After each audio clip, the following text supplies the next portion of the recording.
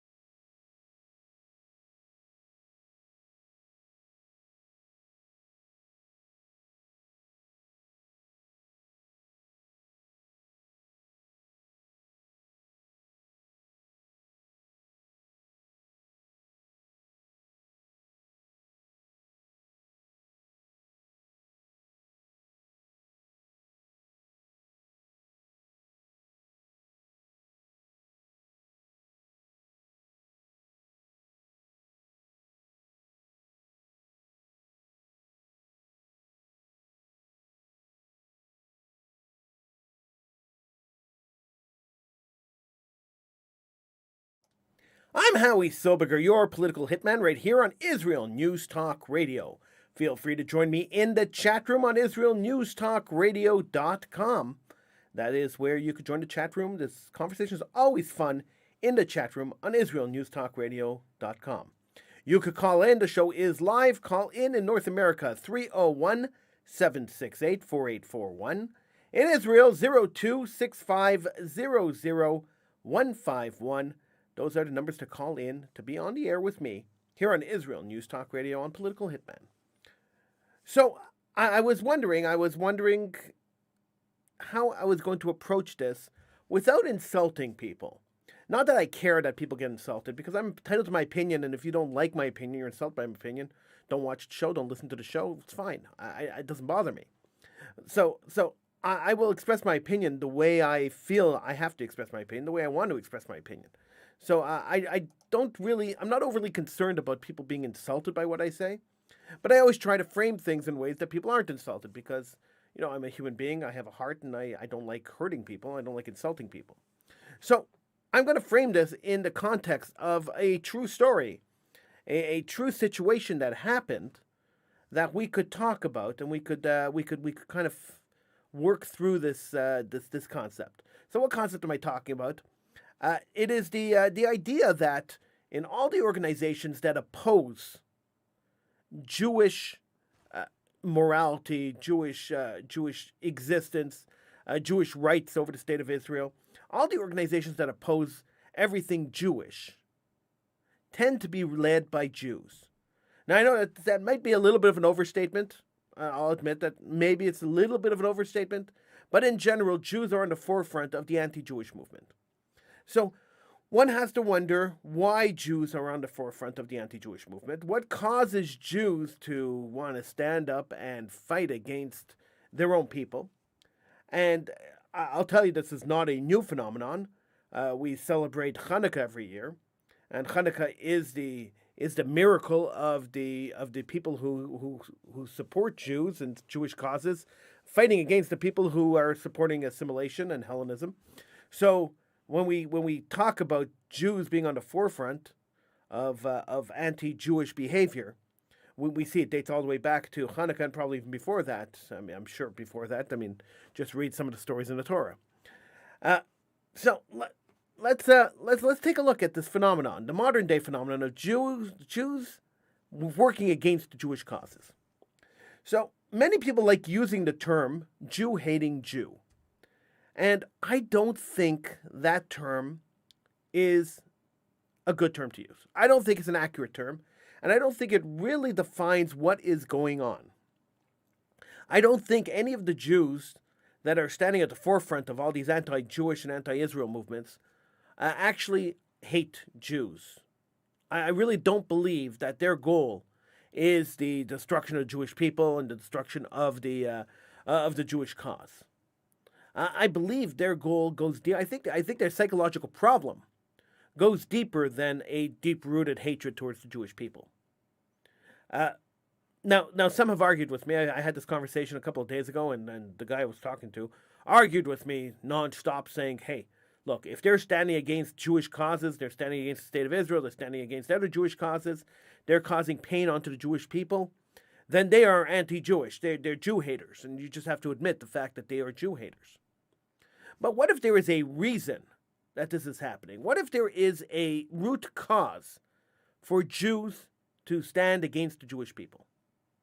And this is what I want to explore. This is the concept I want to look at. So, one could argue that at the end of the persecution of the Jewish people, centuries and centuries of persecution of the Jewish people, we ended up with the Holocaust. So that was the end result. The Holocaust was the end result of centuries of persecution of the Jewish people. Now, I'm not saying persecution of the Jewish people doesn't still happen. If we take a look at the situation in China, the Jews of China are still being persecuted. If we take a look at the situation of the Jews of Iran, although they live quite freely, they are still being persecuted because they're second-class citizens in the country. So Jews are still being persecuted in different areas of the world. So the Holocaust didn't end the persecution of Jewish people because Nothing's going to end the persecution of Jewish people. There'll always be Jews, and there'll always be people who hate Jews who will persecute Jews. But the Holocaust was the culmination of centuries and centuries and centuries of build-up towards the Holocaust. And so we got to a situation where Jews were being oppressed by countries, and multiple countries at the end, and were being massacred in a situation which was unprecedented and is still unprecedented. So it never happened before the Holocaust, and something to that magnitude hasn't happened to anybody since the Holocaust. So the morons who compare Donald Trump or compare anything to the Nazis have no idea and have absolutely zero concept of historical context or the historical activities of the Nazis and what the Nazis did to people and how they did it and the organized process that it was done in. So to me, the comparison is ridiculous. I call people out on it all the time. I've lost tons of Facebook friends for just calling them out on the fact that they call different people Nazis.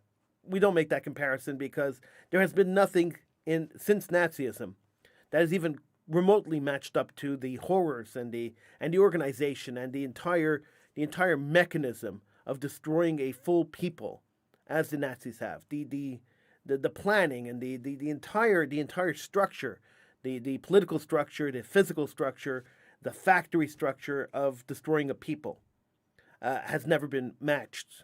It has been paralleled since Nazism. So let's not make those comparisons. Now, there was a time, I'll admit it, there was a time where I was one of those people who called people self-hating Jews. And one of those times was in September of 2002. September 9th, 2002, to be exact. On September 9th, 2002, I was in Montreal, Canada, and Prime Minister, well, he wasn't Prime Minister at the time, he was, I think he was Finance Minister or Foreign Minister, Benjamin Netanyahu, was going to speak at Concordia University. I was working for a newspaper, and I was there to cover the speech. Right before the speech happened, about a couple of hours before the speech happened, the Arab groups led by Jews, so the Arab groups that were opposing Israel, were actually led by two Jewish guys. And these two Jewish guys, they organized a riot to stop Netanyahu from speaking on campus. And the riot happened. Holocaust survivors, people who suffered the indignities and the horrors of the Holocaust, who had come to see Bibi Netanyahu speak at Concordia, were kicked and punched. Jews were being massacred. Well, not massacred, but they were being destroyed. They were being beaten up on the street. The university was torched. And so we were at the point where I'm standing in the middle of this riot, and a young Jewish man, who's now a quite famous journalist, came up to me and said to me, Howie, he says, Israel's an apartheid state. Israel's massacring and destroying the Arabs. And you standing as a Jew with a kippah on your head, with a yarmulke on your head, you are the enemy to the Jewish people. Standing with the Zionists, you're the enemy to the Jewish people. And I looked at him and I called him a self-hating Jew. I said, you are a self-hating Jew.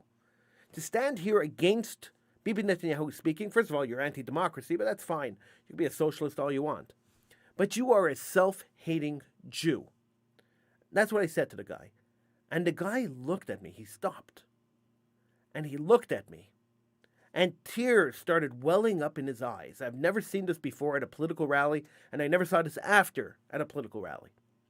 Tears started welling up in his eyes, and he says to me, "How dare you call me that?" And the guy was literally crying in front of me, a 19-year-old boy, crying in front of me because I called him a self-hating Jew. Now, normally a situation like that, you're in the middle of a riot and you say things and things go back and forth. Normally a situation like that, things just kind of pass over. It just keeps going. Because the riot continued, we all got inside the building. Netanyahu did not get to speak. The police came in, tear gas, the destruction of the university lobby, which cost millions and millions of dollars for them to rebuild. So things progressed after that on September 9th, 2002. And I forgot about that little encounter I had with Aaron. Well, his name was Aaron. 2 months later, Aaron calls me and says to me, I heard your radio show the other day, and I want to be on your show because I want to confront you based on the fact that you called me a self-hating Jew. I said, in my mind, I was thinking, wow, okay, you could come onto my show. Let's have a conversation because you coming onto my show means I could question you about your leadership in anti-Jewish matters, and anti-Israel matters, and anti-Jewish matters. And we could discuss the fact that you lead an anti-Jewish movement or an anti-Israel movement, and those things are kind of synonymous on university campuses. I said, since you lead this kind of movement, let's have a conversation. Sure, I'm game. And he came onto the show. And what he said on the show, I still remember today. This was what, 2002? So it was 18 years ago. I still remember it today. He looked at me, and I will tell you after we come back from the break. I'll tell you what he said. My name is Howie Silverger. This is Political Hitman right here on Israel News Talk Radio. Feel free to call in 301-768-4841 in North America. In Israel, the number is 02-6500151. Join me in the chat room, israelnewstalkradio.com.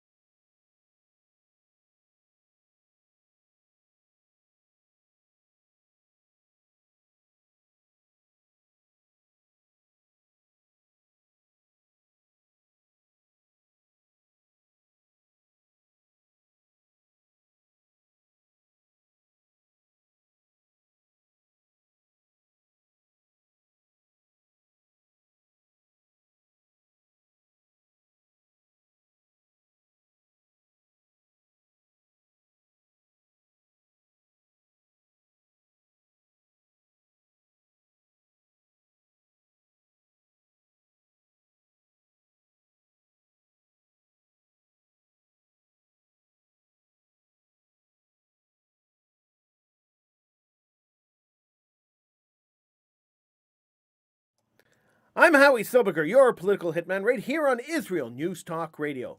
Feel free to join me in the chat room on israelnewstalkradio.com. You could call in North America, 301-768-4841. In Israel, the number is 02-6500151. If you didn't write those numbers down, don't fret, don't worry. They're on the top of the page on israelnewstalkradio.com. So just before the break, I was telling you the story. On September 9th, 2002, I was working as a journalist in Montreal, and I was covering a riot that had broken out at Concordia University when Benjamin Netanyahu, then finance minister or foreign minister, I think it was both at the time, of Israel, was scheduled to speak. The speech was canceled after the Arabs and the Jews created a riot in the front of the university. The speech was canceled, and there was a moratorium put at the university about Middle East talk. If you want to watch a good documentary about that, you can find one on YouTube called Discordia. The documentary is about an hour long, but it really goes through the entire story. Anyway, one of the leaders of this riot was a man named Aaron. I'm not going to give you his last name because he's a pretty prominent journalist at the moment, and so I don't want to embarrass him. His name is Aaron, and he came up to me and he started a fight with me at the riot, and I called him a self-hating Jew. A couple of weeks later, Aaron called me and said that he had heard my radio show when I spoke about the riots back in 2002, and that he wanted to come onto the show because he wanted to address the fact that I called him a self-hating Jew. He had started crying at the riot. When I called him a self-hating Jew, he started crying. And he wanted to address the fact that I called him a self-hating Jew. So I invited him onto the show. I wanted to get into the idea. I wanted to understand why he would be leading an anti-Israel group, why he would be part of this anti-Israel movement, and why he would be working against the best interests of the Jewish people. And the Jews on campus, of course. So he came into studio and he sat down and we had a conversation. And Aaron looked at me, and the first thing he said was, "You calling me a self-hating Jew was the worst thing anybody's ever said to me in my entire life." So I've been in a million political conversations. I've had a million different talks and fights with Jews, and nothing has hurt me more than you calling me a self-hating Jew. So I said to him, I don't understand. I don't understand what the problem is. You fight to stop Jews from having a country. You fight to stop Jews from having rights on campus. He was the leader of the movement to stop Jewish speakers from speaking on campus or pro-Israel speakers from speaking on campus. You work hard, I said to him, for weeks and months and years to stop the Jewish people from being Jews and from expressing their Judaism and their Jewish culture and their Jewish ideas on campus. So anybody who works that hard is either a Jew hater, and if they're Jewish, they're a Jewish Jew hater or a Jewish self-hating Jew.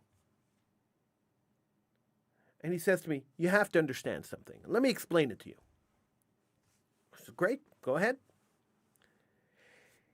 And the explanation he gave me, I guess we could call it almost valid. And I want to look into this a little deeper. We have a little bit of time on the show. I want to look into this a little deeper because for 20 years, I've been thinking about this. 18 years, I've been thinking about this. He says to me, listen, he says, my father was a Holocaust survivor. He lived through the Holocaust. He was a child Holocaust survivor. He lived through the Holocaust in Hungary. He says, now Hungary was one of the last countries to be attacked by the Nazis, but the Jews of Hungary were able to were shipped off to Auschwitz. They were a lot of Jews, Hungarian Jews, were killed. He says my father was lucky enough, he says, to be able to get on Rudolf Katzner's train. So Rudolf Katzner negotiated with the Nazis, and he traded trucks for Jews, and he kind of collaborated with the Nazis a little bit. I mean, there's this long story about that. You want to read about that story? Read the book Perfidy. Anyway. Rudolf Katzner had a train, and he took his family and friends onto a train, and whoever was able to pay him, onto a train, and they escaped Nazism. So his father was one of the kids who was on the train. His father's family got onto the train, they escaped Nazism. He says, ever since then, he says, because of this controversy about Rudolf Katzner cooperating with the Nazis and helping the Nazis with trucks and all sorts of other stuff that were traded for Jewish lives, he says his father had a stigma on him, and the Zionists put the stigma on his father, and this is why he's fighting against Zionism. I thought that's fascinating, absolutely fascinating. So here we have a 19-year-old boy at the time telling me that the reason he is anti-Israel is because his father was saved by a Jew from the Nazis, and then that whole train was stigmatized by the Zionists, and And so his father felt stigmatized. His father was anti-Jewish, so he anti-Israel, so he's anti-Israel.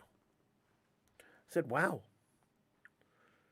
And I decided to take a look at some of the other leaders of the anti-Israel, anti-Jewish movements. And I started looking at local ones, and I started looking at national ones, and I realized they all had a common thread. The common thread was that their parents, the parents that raised these people, were not traditionally steeped in Judaism. They did not have a traditional Jewish education. They did not have a traditional Jewish upbringing.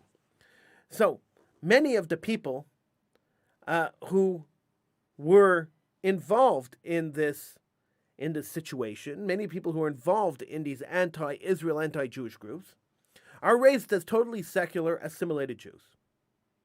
I mean, they have this concept that they're Jewish. They understand the fact that they were born Jews, but at the same time, their parents had to discuss towards God. How could God allow the Holocaust to happen? Why wasn't God there to save Jews in the Holocaust? And their parents had the disdain towards Jewish people. And that disdain, of course, is passed on from generation to generation. So many of the people leading the anti-Jewish movement are people who were raised by their parents who were either children of Holocaust survivors or children Holocaust survivors themselves, were raised to understand that Jews were bad at a certain level. But there's another reason also. There was a second reason, and we got into it later, Aaron and I, as we spoke, and it came out a little later. The second reason was that there is this false sense in some people's heads, this false sense of equality. Not equity, equality. Now, there's a difference between equity and equality. Equality means everything is equal across the board. It's communism. Equity means everything is fair, and there's a difference between the two. And when you take a look at these leaders and you actually examine them and examine their psyche a little bit and you speak to them, I've had quite a few of them on my shows over the years. If you speak to a few of them, you understand that their idea of equality is quite different than the idea of equality that most people who support, let's say, the State of Israel will have. Quite different. So how is it different, you may ask? That may be a question that a normal person would ask. How is it different? Well, they feel, and this is where it kind of goes out there. It's a little warped, and in my opinion, this is totally out in left field. But they feel that because the Jews were persecuted over the years and years and years of persecution, Jews should understand what it is to be a persecuted people. And therefore, Jews should not be the people in charge of other people. They should not be the people in charge of policing other people and of taking care of other people's problems. Therefore, the State of Israel is illegitimate because Jews should not really be in a situation where they are the country masters over people who are subordinate to them. Okay, I get it. I understand. We should be better than our enemies. Yes, definitely. We should be better than the people who persecuted us. 100%, I agree. We should not stoop to the level of the people who persecuted us. We should not mimic them or copy them. Yeah, I agree. But we should also not lay down on our backs with our legs up in the air and allow anyone to do anything to us. That shouldn't happen either. So there has to be a balance between the two. So I didn't disagree with him, but at the same time, I understood that his view of Zionism and his view of Judaism was quite different than my view of Zionism and Judaism. And because we had such a different view of Zionism and Judaism, I don't know, and I still don't know today, if we could have ever reconciled and said, okay, and come to some kind of an understanding between the two of us. Not that it's important to come to that kind of understanding, but I don't think it's possible because you're looking at life from two different perspectives. I've had a problem, and I've had a problem for years, with people looking at Jews, as he does, as victims rather than victors. I've had a problem with people looking at Jews as the weak people rather than the strong, successful people. And it isn't, and this is a problem I've had with the community. I want to talk about this next segment. This is a problem that I have had with the community and the way the community depicts Jewish people, the world Jewish community. I'm Howie Silberger. This is Israel News Talk Radio, Political Hitman. Call in 301-768-4841 in North America. In Israel, 02-6500151.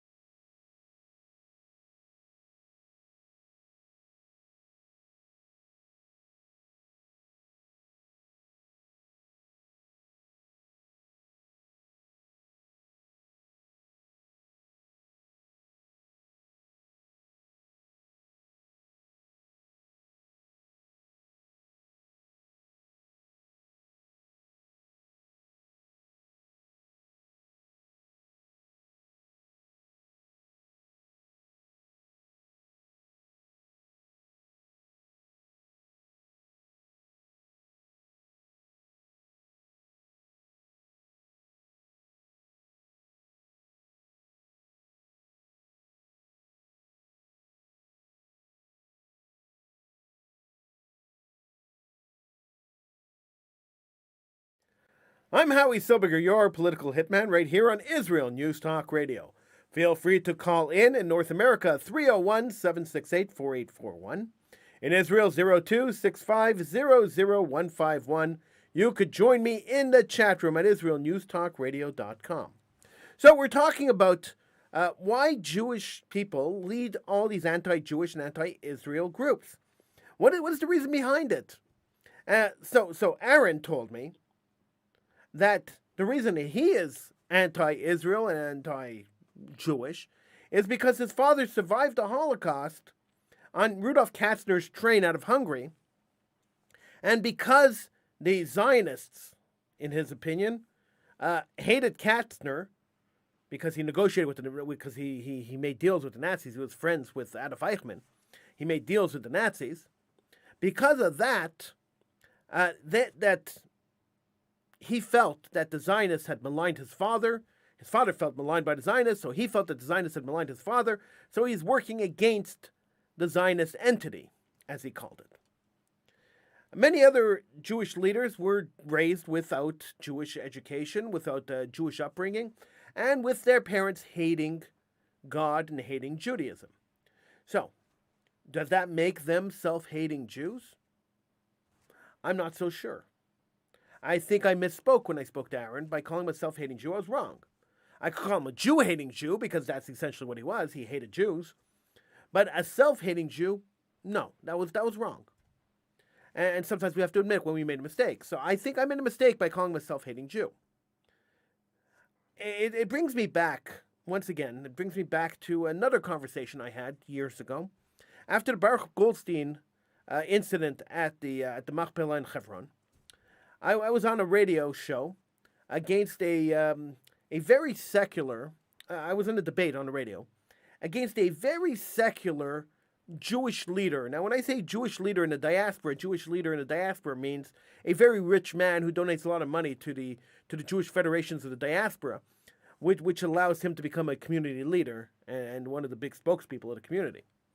And so I was on the radio, and I had a radio debate with this gentleman, and he made a statement which also stuck with me all these years, and his statement was that what Baruch Goldstein did was anti-Jewish. It was so un-Jewish. It was the most un-Jewish thing that any Jew has ever done. And I stopped and I said, "Is it really?" Okay, so we don't actually promote people going into religious institutions and opening fire. It's not something that normal people would promote. Normal people would be acceptable, would find acceptable. Absolutely not. But at the same time, define Jewish. Define what is Jewish. Now, you could say what is Jewish is what is said in the Torah and what is said in all the commentary books of the Torah, because the Torah, the Jewish Bible, is what commands Judaism, what drives Judaism forward. So one could argue that. But one could also argue that Judaism, to somebody who is being raised in a Jewish community, is the lessons taught to them by their rabbis. So, if I am being raised by a rabbi who says that doing something is perfectly legitimate and within the Jewish context, then for me, my Judaism is that. Now, if I'm being raised in a situation where my rabbi says that it's okay to do this and okay to do that, and then to me, that's my Judaism. So, while I understand that authentic Judaism, and I actually believe in authentic Judaism, but that authentic Judaism is following the laws as they're written out in the Torah and as they're explained by the rabbis, and that different rabbis interpret things in very, very different ways. We also have to understand that human psyche allows you to claim that, okay, because my rabbi told me this is okay, this is okay. We go to our rabbis for these kind of questions, and if the rabbi tells you it's okay, then it's okay. So that becomes part of your Judaism. That becomes part of your Jewish experience. Another thing that Jews in the diaspora unfortunately suffer from is something called Stockholm Syndrome. Now, I don't know if you know what Stockholm Syndrome is, but it's a psychological response. It occurs when hostages or abuse victims bond with their captors or abusers. This psychological connection develops over the course of days, weeks, months, even years of captivity or abuse. So Jews have been abused for years and years and years. We have been tortured. We have been massacred for centuries. Eventually, and I think it's deep-rooted in some Jew psychology, the Jews start empathizing with their oppressors. So we see this mostly, it's mostly evident. It's evident in a lot of different areas of anti-Jewish activity and anti-Israel activity. But we see this a lot in Jews that stand against Israel. We see this a lot in the BDS movement or in the movements that call for the destruction of the state of Israel, or the people who stand and support Jews who, the people who stand and support Jews who stand and support terrorists and terrorism against the Jewish people. So this kind of Stockholm syndrome is what allows people like Aaron to say to me, we have to be better than our oppressors.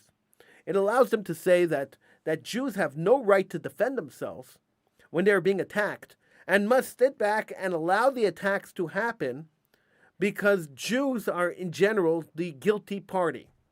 So because Jews or Zionists or call them whatever you want to call them, use whatever terminology you want to use, but when anti-Israel people talk about Zionists, they're talking about Jews. So I'll use the terms interchangeably on the show here because in the general population, when you're referring to Zionists, you're referring to Jews. Nobody who refers to Zionists is talking about the Christian evangelicals who call themselves Zionists, who are trying to push every Jew to go to Israel so they can have Armageddon. Nobody's referring to them as the Zionists when they're talking about the Zionist entity. The Zionist entity is the Jewish entity. And Zionism is Jewish nationalism. Now, not all Jews believe in Jewish nationalism. That's fine. The ones who don't believe in Jewish nationalism for religious reasons is a totally different category that we'll talk about some other time. What I'm talking about now is the Jews who totally reject the fact that Jews and actively work towards the destruction of the Jewish people and the Jewish state. And these people exist, and they exist, and they're very prominent. Some of them are extremely prominent. So when we look at these people and the Stockholm Syndrome, where they feel that Jews have been persecuted for so many years that now Jews can't take any action against anybody because those actions might be perceived as the same thing as what happened to the Jews, then those people have this Stockholm Syndrome. If they don't believe that a Jewish nation has the right to defend themselves, whether it's in the diaspora or in Israel, has the right to stand and defend themselves, then they are suffering from some kind of mental disconnect with reality. If they believe that Jews should sit back, that the state of Israel should sit back and allow Arab terrorists to kill people in the street, and trust me, people have argued this with me, then they are suffering from some kind of mental disease and really need some psychological help. Now, I know a lot of people get upset when I say people are suffering from mental disease and need psychological help. It's a very serious problem, psychological disease, and it's very serious when people get up and support terrorism.